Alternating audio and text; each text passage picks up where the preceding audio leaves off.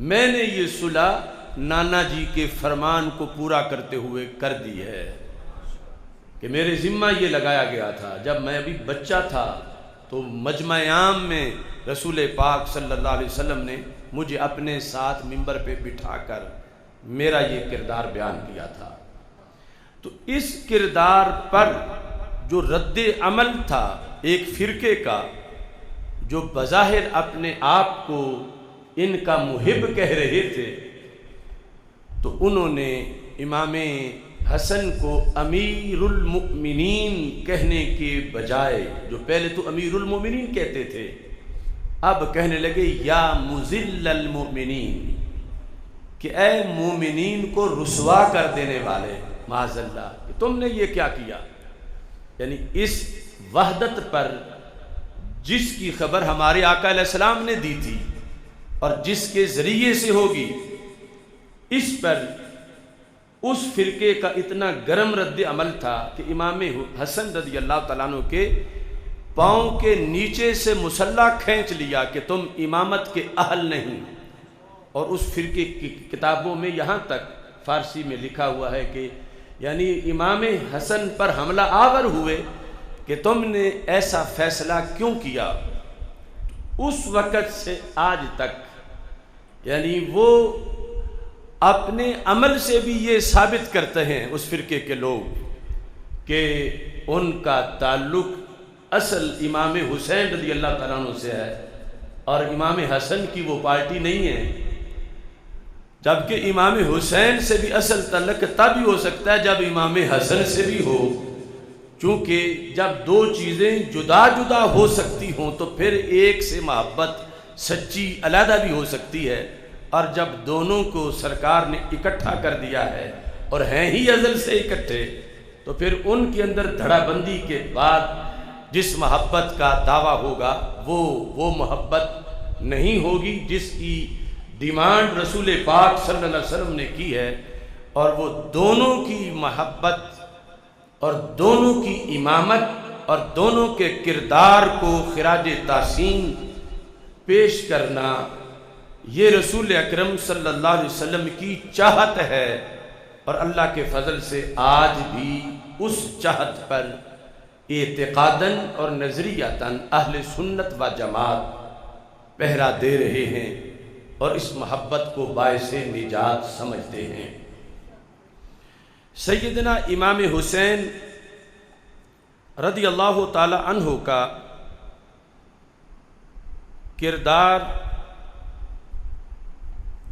جو آج ہمارا خصوصی طور پر موضوع ہے، اس سلسلہ کے اندر آپ نے کربلا جانے سے پہلے جو زندگی بسر کی اس کا بھی ہر گوشہ مسلمانوں کی نجات کا پیغام ہے، اور وہ زندگی کا ایک بڑا حصہ ہے. اس میں آپ کے بڑے جہاد ہیں، اس میں آپ کے روشن کردار ہیں. اس وقفہ کے اندر آپ کے 25 حج ہیں، اس کے اندر آپ کے درس و تدریس کی ساری جد و جہد ہے، اور آپ کی اصلاحی تحریک جس کے اندر آپ قرآن و سنت سے لوگوں کو درس دیتے تھے، وہ سارے کے سارے مرحلے سیرت کے اندر مختلف حوالوں سے موجود ہیں. جہاد کے لحاظ سے صرف ایک حوالہ آپ کے سامنے پیش کر رہا ہوں کہ جس وقت حضرت عثمان غنی رضی اللہ تعالی عنہ کا دور تھا اور افریقہ کے اندر اسلام کو پہنچانے کا مسئلہ تھا، اور اس لحاظ سے بہت سخت مراحل جو ہیں وہ درپیش تھے. اس لشکر کے اندر جن قائدین اور عظیم جرنیلوں کا انتخاب کیا گیا سن 26 ہجری میں، یعنی واقعہ کربلا سے کتنا پہلے، دور حضرت عثمان غنی رضی اللہ تعالی عنہ میں اس افریقہ کو فتح کرنے والے لشکر کے اندر جو جہاد کا کردار ادا کرنے والی بڑی شخصیات تھیں، ان میں پہلا نام امام حسن رضی اللہ تعالی عنہ کا ہے اور دوسرا نام امام حسین رضی اللہ تعالی عنہ کا ہے۔ اسی قافلے کے اندر، اسی لشکر میں حضرت عبداللہ بن زبیر رضی اللہ تعالی عنہ بھی تھے، حضرت عبداللہ بن عمر رضی اللہ تعالی عنہ بھی تھے، حضرت عبداللہ بن عباس رضی اللہ تعالی عنہ بھی تھے، حضرت عبداللہ بن عمر بن عاص رضی اللہ تعالی عنہ بھی تھے، اور حضرت عبداللہ بن جعفر بن ابی طالب رضی اللہ تعالی عنہ بھی تھے۔ یعنی 5 عبداللہ، عبادلہ خمسہ، 5 عبداللہ جو اسلام کی تاریخ کے بہت بڑے سالار ہیں، وہ اس لشکر میں حضرت ابو ذر غفاری رضی اللہ تعالی عنہ اصحاب میں سے بڑے صحابی، یہ صحابہ میں عبداللہ بن عباس، عبداللہ بن عمر، عبداللہ بن زبیر، عبداللہ بن عمر بن عاص، یہ شخصیات اس لشکر میں موجود تھیں۔ تو امام حسین رضی اللہ تعالی عنہ کا کردار صرف کربلا سے ہی شروع نہیں ہوتا، بلکہ کربلا سے کافی پہلے سے آپ کا غزوات میں شرکت کا سلسلہ اور جہاد اسلامی کے لحاظ سے آپ کی خدمتیں اور تبلیغ دین کے لحاظ سے آپ کا روشن کردار موجود ہے۔ اس سلسلہ میں آپ چونکہ ایک بہت بڑے مفکر، بہت بڑے مصلح اور بہت بڑے صاحب بصیرت تھے، ہر مرحلے پر آپ کی یہ سیرت ہمارے لیے آپ کے حقیقی تعارف کو سامنے لاتی ہے کہ جب ولید نے امام حسین رضی اللہ تعالی عنہ سے ملاقات چاہی اور مروان بھی پاس بیٹھا تھا، تو حضرت امام حسین رضی اللہ تعالیٰ عنہ ولید کے گھر میں تشریف لے گئے۔ یہ پس منظر ہے واقعہ کربلا کا۔ الکامل میں لکھا ہے کہ امام حسین رضی اللہ تعالیٰ عنہ نے وہاں گفتگو یوں کی کہ کوزے میں دریا بند کیا، انہوں نے بلایا تھا اپنی طرف سے بیعت لینے کے لیے، اور ابھی عام خبر بیعت کی نہیں آئی تھی کہ بیعت لی جا رہی ہے، تو انہوں نے اپنا نقطہ نظر بعد میں ظاہر کیا، لیکن امام حسین رضی اللہ تعالیٰ عنہ اس پر پہلے ہی مطلع تھے۔ تو آپ نے فرمایا الصلۃ خیر من القطیعۃ، جوڑنا توڑنے سے افضل ہے، صلہ رحمی قطع رحمی سے افضل ہے، ملانا جدا کرنے سے افضل ہے۔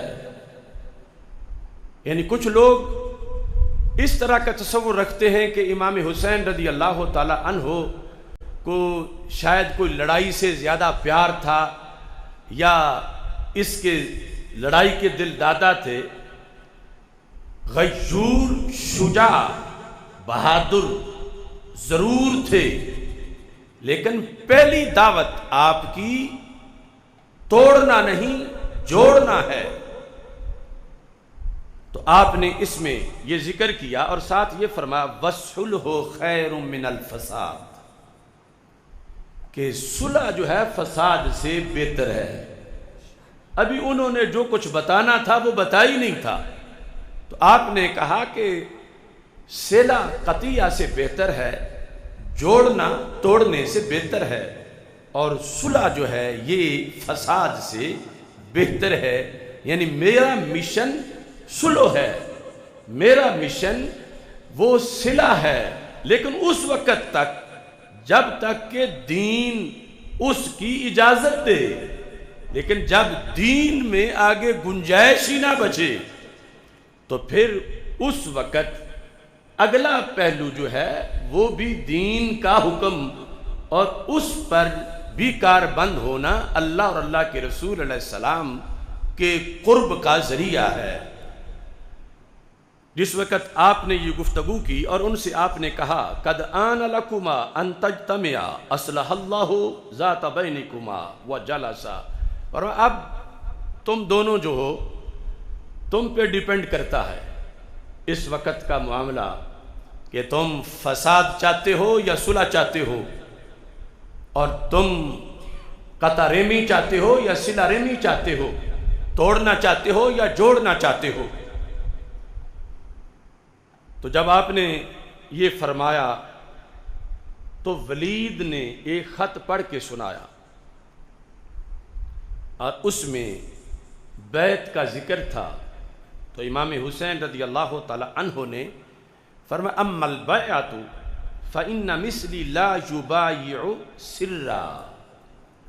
فرمایا بیعت کی تو بات ہی مجھ سے نہ کرو، چونکہ یہ ایک ہمارا ایسا اجلاس ہے کہ جو مجمع عام میں نہیں، اور مجھ جیسا بندہ جو ہے وہ سری طور پر خفیہ طور پر بیعت نہیں کرتا، مجھ جیسا بندہ بیعت کرے تو اعلانیہ کرتا ہے۔ اس واسطے میں اس اجلاس میں نہ تو بیعت کرنے آیا ہوں اور نہ ہی میں بیعت کروں گا، بلکہ میرا پیغام وہ ہے جو میں نے پہلے تمہیں بتا دیا۔ تو سیدنا امام حسین رضی اللہ تعالی عنہ کے ذمے کچھ خوارج یا کچھ دوسرے لوگ جو بے صبری اور خواہ کا جھگڑا اور اس طرح کی باتیں لگاتے ہیں، یا اقتدار یا کرسی، وہ ساری باتیں خطبات امام حسین رضی اللہ تعالی عنہ سے ان کی واضح نفی ہوتی ہے۔ اور یہ نوبت جو آئی اس پر باقاعدہ حدیث پیش کر کے آپ نے کہا کہ اب وہ اگلا موقع ہے کہ جس کی یہ حدیث ہے، ابھی جو میں مدینہ البشیر کے اندر اس حدیث کو پیش کر کے آیا ہوں، اب تفصیل کا وقت نہیں، اس لیے میں جو کردار ادا کرنے نکلا ہوں وہ یعنی خلاصہ اس کا یہ ہے، نہ تو کوفیوں کے خطوط سے میں دھوکہ کھایا ہوا ہوں کہ مجھے حقیقت کا پتہ نہیں کہ اندر سے وہ کیا ہے، یعنی انہیں 2 نمبری کرنے کی سزا پوری ملے گی، مگر میں کہ ان کے خطوط پہ بھروسہ کر کے نہیں نکلا، میں تو نانا جی کی لگائی ہوئی ڈیوٹی پہ نکلا ہوں اور حدیث پیش کی۔ جس طرح امام حسن رضی اللہ تعالیٰ عنہ نے اپنی ڈیوٹی والی پیش کی، تو امام حسین رضی اللہ تعالیٰ عنہ نے اپنی ڈیوٹی والی وہ حدیث جو ہے وہ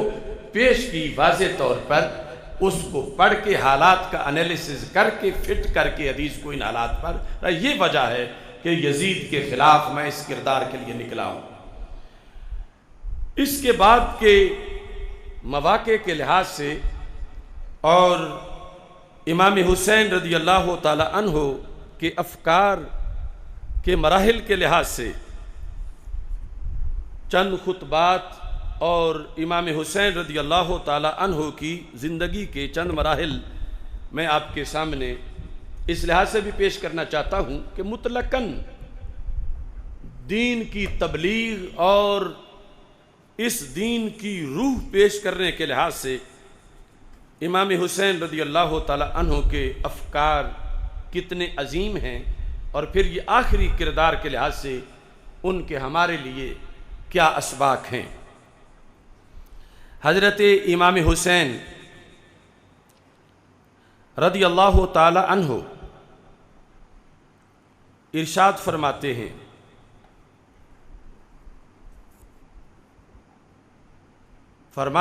کہ لئن کانت الدنیا تعد نفیسۃ فدار ثواب اللہ اغلی وانبل وان کانت الابدان للموت انشئت فقتل سبیل اللہ بالسیف افضل وان کانت الارزاق شیئا مقدرا فقلۃ سعی المرء فی الکسب اجمل وان کانت الاموال للترک جمعت فما بال متروک بہ المرء یبخل. یہ آپ کے عربی میں اشعار ہیں، اور اس کے اندر آپ نے ایک ایسا لائحہ عمل انسان کے لیے بیان کیا ہے قرآن و سنت کی روشنی میں کہ جو ہر کسی کے لیے ایک مرشد اور رہنما کی حیثیت رکھتا ہے. آپ فرماتے ہیں لئن کانت الدنیا تعد نفیسۃ، اگر دنیا، سونا چاندی، مال و زر، اس کو بڑا نفیس شمار کیا جاتا ہے، یعنی ہر کوئی کرتا ہے اس وقت بھی آج بھی، اور اگرچہ انہیں بڑا نفیس شمار کیا جاتا ہے، فَدَارُ ثواب اللہ اغلا وانبل. فرمایا لوگوں کو سمجھ لینا چاہیے کہ اس کے مقابلے میں جو دار الثواب ہے، یعنی اللہ کی طرف سے ثواب والا جو گھر ہے، اس کی قیمت اس دنیا سے کہیں زیادہ ہے. یعنی دنیا کو نفیس سمجھنا ہر کوئی سمجھتا ہے، لیکن اصل تو یہ ہے کہ نفیس اس گھر کو سمجھا جائے کہ جس کے بارے میں رسول اکرم صلی اللہ علیہ وسلم نے فرمایا موضع صوت من الجنہ خیر من الدنیا وما فیہا، کہ ایک چھڑی جہاں رکھی جائے کوڑا، اتنی جنت کی قیمت پوری دنیا سے زیادہ ہے. تو اس حقیقت کو اپنے فکر میں بیان کرتے ہوئے فرمایا کہ اگرچہ گنا جاتا ہے، دنیا کو شمار کیا جاتا ہے، یعنی میں تو نہیں کرتا لیکن لوگ شمار کرتے ہیں، دنیا کو بہت نفیس سمجھتے ہیں، قیمتی سمجھتے ہیں، لیکن فدار ثواب اللہ اغلا وانبل. ان کو یہ سمجھنا چاہیے کہ اللہ کے ثواب کا جو گھر ہے جنت، اس کا جو مقام و مرتبہ ہے دنیا کی، اس کے سامنے کوئی حیثیت نہیں ہے. وَإِن كَانَتِ الْأَبْدَانُ لِلْمَوْتِ أُنشِئَتْ، اگرچہ جسم زندہ بندے کا یا مخلوق جو بھی زندہ ہے، بدن اس کا پیدا ہی موت کے لیے کیا گیا ہے. وَإِن كَانَتِ الْأَبْدَانُ لِلْمَوْتِ أُنشِئَتْ، اگرچہ ابدان بدن کی جمع ہے، للموت